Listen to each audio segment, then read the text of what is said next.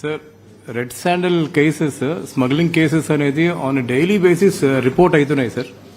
దాని మీద ఏమైనా మెజర్స్ తీసుకుంటున్నారు? డైలీ బేసిస్ రిపోర్ట్ అవుతున్నాయి అంటే పట్టుకుంటున్నారు అవుతున్నాయి.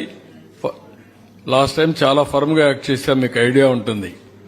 నేను ఒకటే రాష్ట్రంలో ఉండే ప్రతి ఒక్కరికి ఒకటే చెప్తున్నా, ఇల్లీగల్ యాక్టివిటీస్ ఎక్కడ జరిగినా వదిలిపెట్టం. I'm very clear.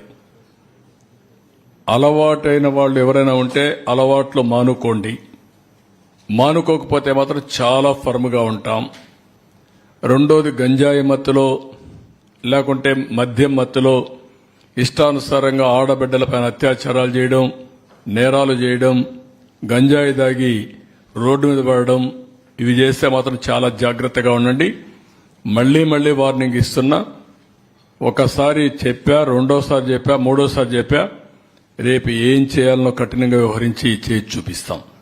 హెచ్చరిక చేస్తున్నా రాష్ట్రంలో ప్రతి ఒక్కరికి, యాంటీ సోషల్ ఎలిమెంట్స్ కి అందరికీ హెచ్చరిక చేస్తున్నాం. అందుకే ఈ రోజు జరిగిన నంద్యాలలో జరిగిన ఇన్సిడెంట్ గాని, అదే మరి ఈస్ట్ గోదావరిలో శ్రీకాకుళంలో జరిగిన ఇన్సిడెంట్ గాని చాలా సర్వసభ్యం సమాజం చీకొట్టే సందర్భాలు ఇవి.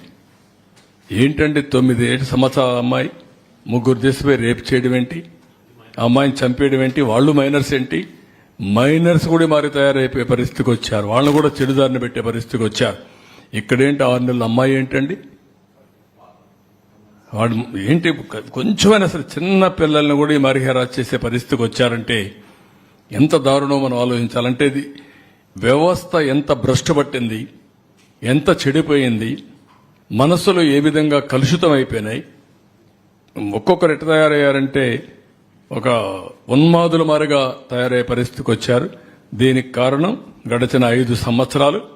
దీన్ని చాలా గట్టిగా వార్నింగ్ ఇస్తున్నా. ఎవరికైనా ఇంకా మత్తుంటే మాత్రం షాక్ ట్రీట్మెంట్ తప్పదు మీకు. Be careful on that.